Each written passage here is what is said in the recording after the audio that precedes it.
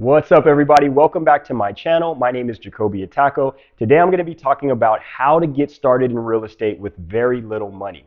Now, this is a question that I get asked quite a bit, and in this video, I'm going to really dive deep and actually show you how I go about searching for property. We're going to get online. I'm going to look up some specific properties and see if I can find something that would fit my criteria if I were starting over again. Now, for a lot of people, they don't have a ton of resources, right? And in truth, there are ways to buy real estate without a lot of money, thinking things like owner finance, subject to assuming loans. But a lot of those are going to be more advanced strategies, and really you need to know what you're doing to find those kind of deals and really negotiate them. But in this video, we're going to talk about house hacking, which you don't have to have any experience. And a lot of very successful real estate investors that I know got started this way because it takes very little money, and it doesn't take a whole lot of skill, and it allows you to control your property because a lot of times you're going to be living in them. So in this video, we're going to go through, get online. I'm going to show you the sites and how to even build a spreadsheet to figure out your numbers. So without further ado, let's get started. All right, so let's talk a little bit about why house hacking in the first place. What is house hacking? All it means is you're finding a way to make money off of the place where you live, right? And there's a lot of ways to do that, right? You could buy a property where you rent out bedrooms, which is what we do. You could buy a property that's a fourplex where you move into one unit and then you rent out the other ones. But the benefit of house hacking in this way is that you get to use what's called an FHA loan. That is a loan program offered by the government where you only have to put down as little as 3%. So if you do the math on that, on a $400,000 house, that means you only need $12,000. Considerably less than if you were going the conventional route, or if you're buying a property, or if you're buying an investment property, in which in most cases you need to come up with 25%. A huge difference. On a $400,000 house, 25% is $100,000. This is a much better way to get investing in property if you have very little funds. Find a way to start saving up money so that you can invest in real estate. It's not a get-rich-quick scheme, so you're going to have to learn how to budget your money effectively if you're going to be successful. I like to start with the numbers. You want to start off backwards. You want to figure out exactly what your budget is, what your estimated rent and income will be, and then go find a property that meets that criteria. The less money you have, obviously you're going to have to give up. You're not going to buy the nicest house if you're starting off with very little money. And honestly, you don't want to buy the nicest house. You want a house that maybe needs a little bit of work, build up the value of that house over the next few years. Ideally, if this is done properly, you'll be able to buy a house this year, rent out the rooms, and then after a year, do it again. Now, for most people, their largest expense is going to be their housing. Even if you're just renting a house right now, that's probably your biggest monthly expense. So if we're able to drop that expense down, that's going to dramatically help you to save more money. And that's the true idea behind house hacking. You don't have to necessarily be cash flow positive. If you are renting a place for, $2,000 a month, and now you're going to be able to drop that expense to maybe even $1,200 a month, that's $800 more towards savings that you can put into your pocket every single month.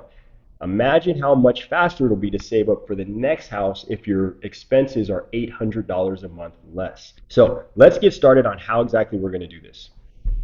Okay, so first things first, we got to start with the numbers. Now, I've already built a spreadsheet that I use for my property that's going to be a little bit more robust. However, we're going to start from scratch. I'm going to keep it very simple. So we're going to build out our own spreadsheet here that's going to help us put together the numbers for our property. So let's start here. The very first section we're going to put in, which let's build this out. I'm going to make this 15 font. Everything looks good there. Okay, so we're going to start out with income, right? That's our first thing that we're going to put in on our top line here. Then we're going to go down, and the rest of these are going to be expenses. So we're going to start with the mortgage. We're going to have taxes. There's going to be insurance. Maybe an HOA potentially, and then because this is a house hack, usually we're going to end up paying for utilities. This is dependent for a lot of people, but for me, I do. So I'm going to put in utilities here, spell that right, and then on this other side, we're looking for like a house that has a lot of options, right? Like a lot of rooms, or the more rooms, the better, especially if it's in a nicer area or whatever. But we're just going to assume we're looking for maybe like a 4 bedroom house, 4 to 5 bedroom. If we can find something like that, that would be perfect. So for rooms here, I'm going to go in, we're going to do room 1, 2, 3, 4, 5, just in case. And then this will give us kind of a way to analyze these houses.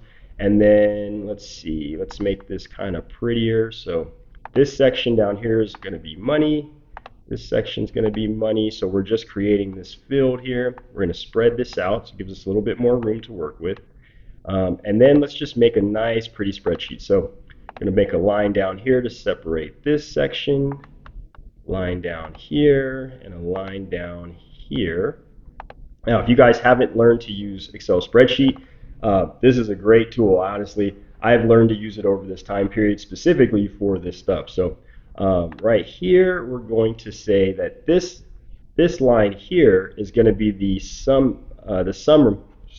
total sum of all of these bedrooms. So right here, we're going to do add it all together. Start here, bring it down, enter. So now anytime we put in some income, let's say we rent a bed for 700, there it is. It's gonna add all of that stuff up for us, right? It needs to be a little bit bigger. There we go. And then I'm gonna delete that because we're gonna start here. And then this field is going to equal whatever our income is over here. So I'm gonna put equals equals what is that? 8. Right? That's right. So boom. So now everything that adds up here will go into this field. And then for our expenses here, we want to add those up as well. Down 1. Yep. Perfect. Perfect. Wait a minute. I think I did that wrong. Let's see. Yeah, that's 1 field too many. Right down there. Perfect. And then let's see. You might want to put just another line to separate this. There we go. So now it's going to be expenses down here. We've got income here, the room rents right here, and then we want to get our total cash flow down here. So how do we figure out cash flow is going to be income minus expenses. So that's pretty straightforward. We're going to do equals C3 minus C9, right? There we go. So let's just see how this looks. So if I were to find let's see, a house that had, 4 bedrooms, and we can rent each one by 700, maybe 750 for the master. Then we've got a mortgage of maybe 2,500. Taxes will be about 100. Insurance, I do insurance, so kind of know there's a lot of different options, but that's maybe 750. This is all monthly prices, by the way. Maybe chances are we're probably going to find a house that doesn't have HOA, but then we're going to pay for utilities, which we're going to say are about $500 a month. Now look at this. Beautiful. Already, if we find a 4-bedroom house, right, that we can rent for these amounts, and you can play with these numbers. Maybe there's a small bedroom, right, that you have to rent for a little bit lower, or maybe it's a nicer and bigger master that you can rent for $850, something like that. Right, now look at what we've got here. We've got a house that we would be occupying, and our income on it would be about $2,900 a month. But look at what our expenses are. Our expenses total to $3,175. So we're losing money. However, we are also only paying $275 a month, right, to live in this house. Now, how much could you save if you basically only had to spend $275 a month to live in that house? That's phenomenal, right? I get it. It sucks to live with roommates. No one wants to do it anymore. If you've got a family, it hurts, but you got to make sacrifices if you don't have any money, right? That's just the honest truth. So this is phenomenal. I think this is how I would start looking for property. Now, what does a $2,500 mortgage payment look like? How do we find that? Let's do it. We're going to go on to Google here. Oops, starts up my calendar, but back that out. Let's go to Google. We're going to go to mortgage calculator. Now let's say you are starting, calculator. Now let's say you're starting with $15,000, right?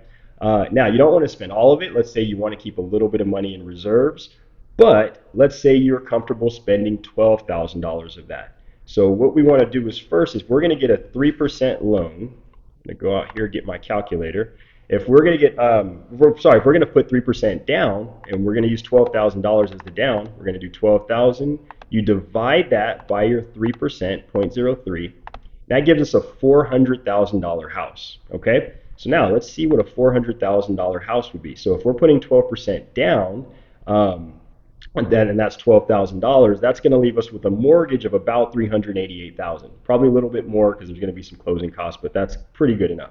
So if we go to this mortgage loan calculator and we put in $388,000, that gives us a mortgage payment of $2,741. All right. So let's see if that works, right? If we are at a 7%, that's about what mortgage interests are right now.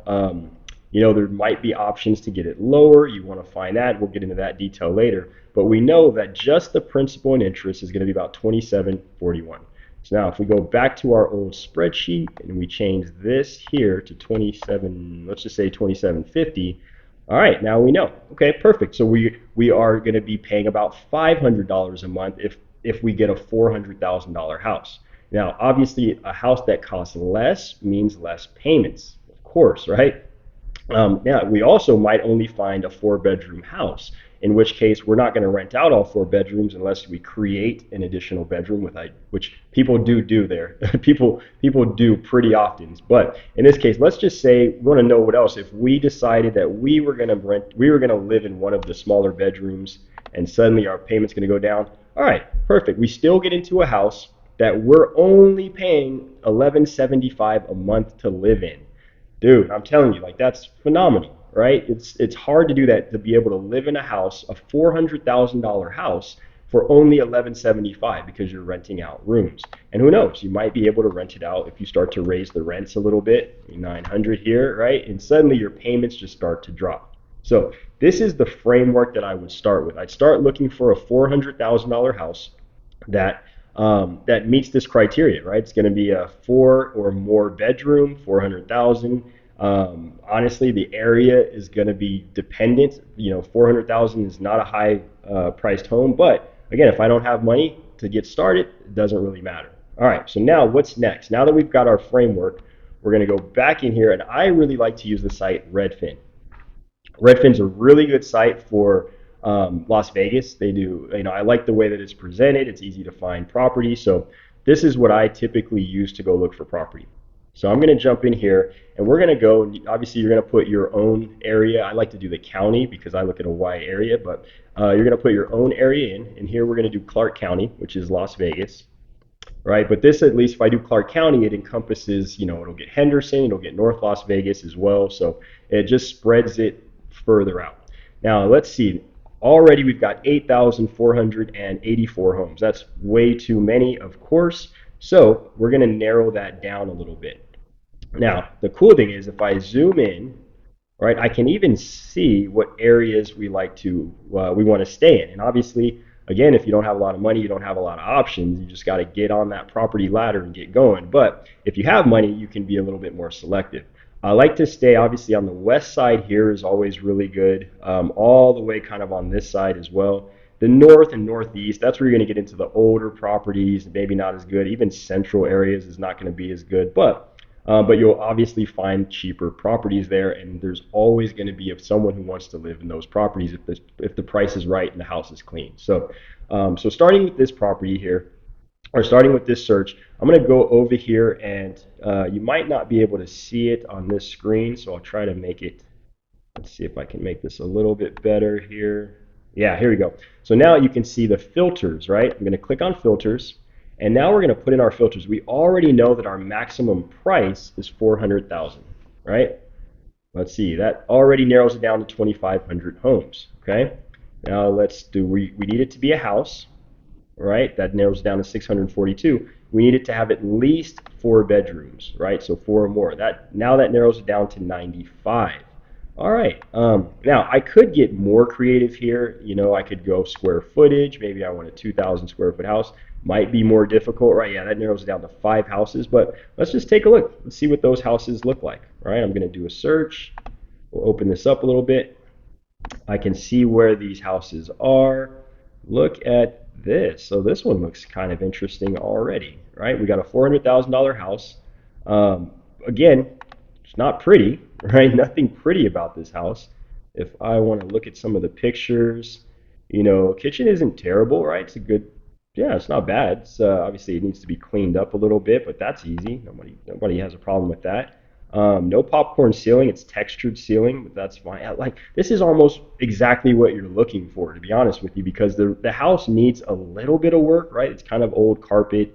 You can see like this stuff right here just needs to be cleaned and maybe a little bit of paint, which you can do yourself for 50, $60.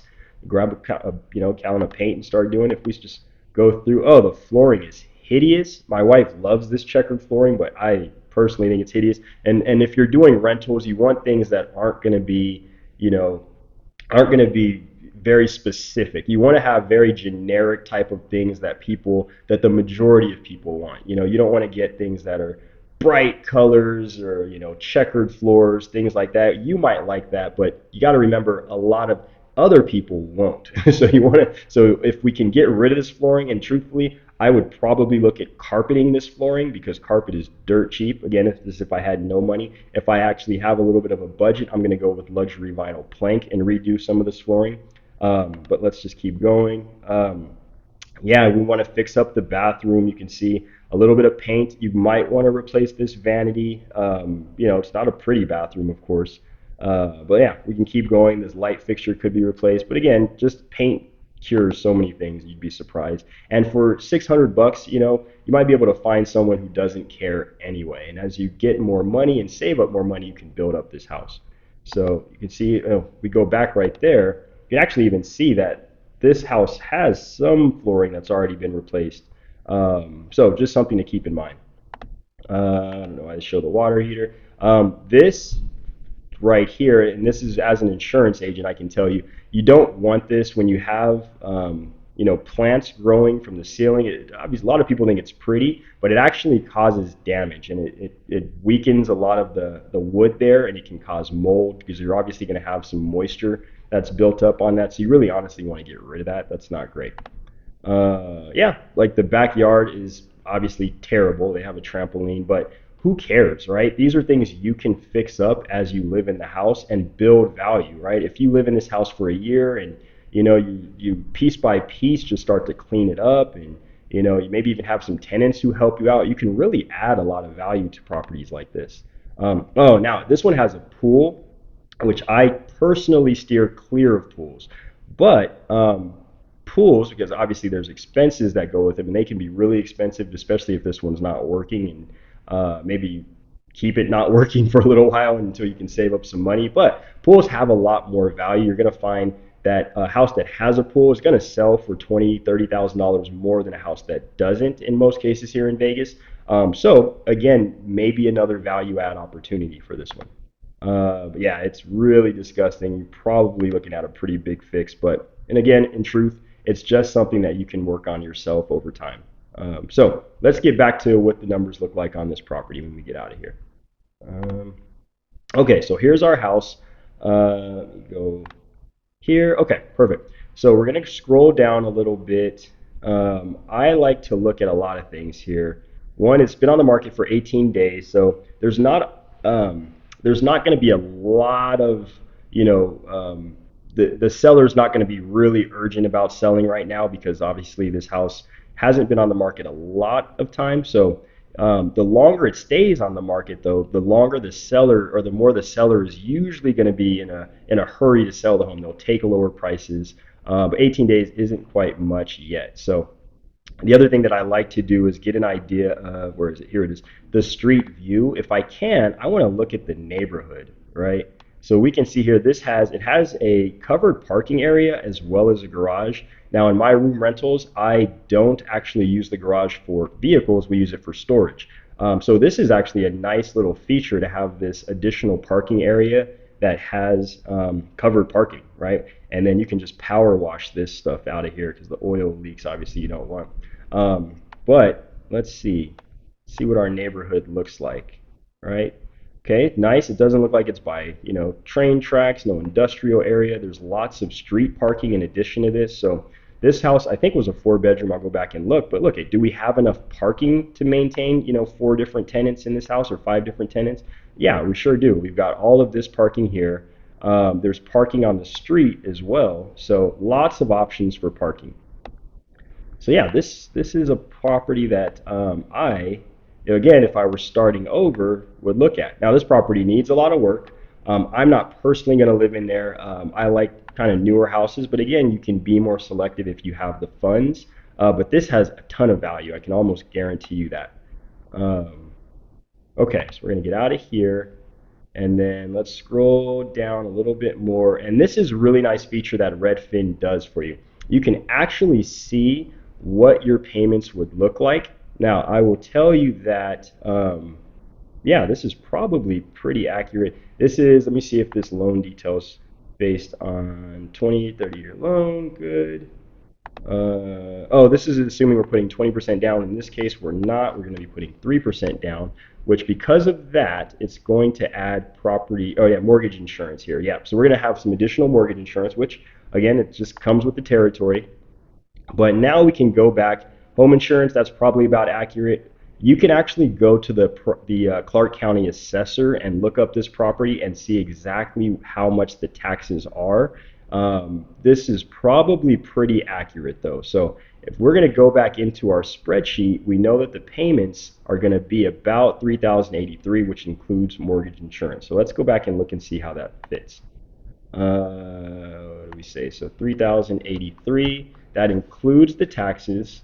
So we can take that out. That includes the insurance. There is no HOA. I would break down utilities a little bit deeper, but we'll look at that. Um, let's see. And then how many bedrooms did we have there? Let's go back and look. Bum, bum, bum. Oh my God, I didn't even see that. This is 6 bedrooms. Are you kidding me? I can tell you this house is going to be a monster cash flow because look at what you can do now, right? With 6 bedrooms, let's just assume.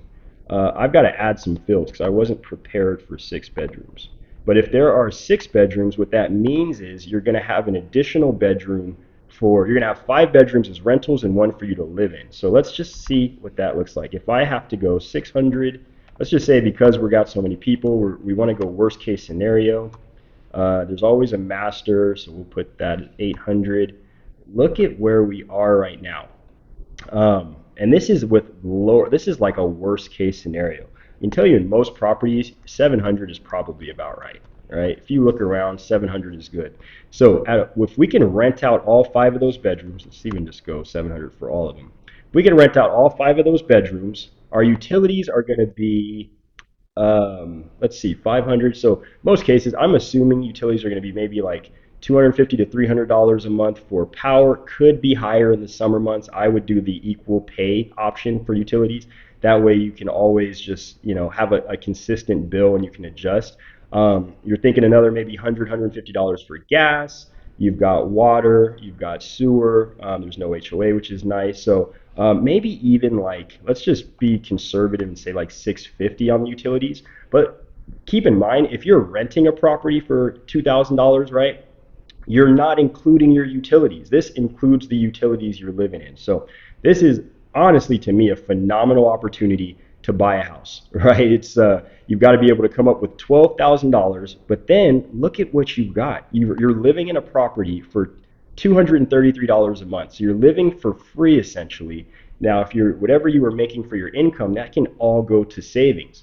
And then you also get to vet the tenants, right? You're going to be living there. So with our properties, we actually hire maid service. We pay for a few additional amenities like internet, which completely up to you if you want to add internet in there. Maybe you say, all right, we're going to throw in internet for like $100 in there too. So whatever it is, you can add those things and adjust. But if you can buy a property like this and then slowly fix it up, which think about it, now you're not paying for living expenses, which would have probably saved you like $2,200 a month, which you were renting maybe when you add in utilities, of course. Now that 2,200 can go towards fixing this property up, all right? Now look at this. You can, if you got $2,000 extra each month, what could you do? That's one month you paint. The next month you start working on landscaping, right? You've got some options. Maybe then add in some carpet, some flooring. The roof over here looks like it needs some work, so you probably have to work on that at some point. So yeah, you can kind of tell this roof needs a little bit of love. So, there's just so many options if you do things like this. So, this is exactly how I would go look for property if I were starting over, starting from scratch. And you can do this over and over again. With the FHA guidelines, you're only supposed to, or you only have to live in the property for 1 year.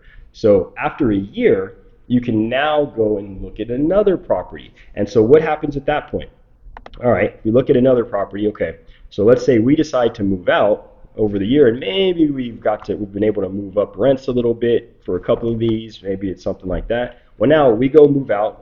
Hopefully, we've been able to save up another $12,000, $15,000, right? Because now we don't have living expenses. And if you've been putting that in the property, maybe it takes you 2 years. So what? Okay, that's fine.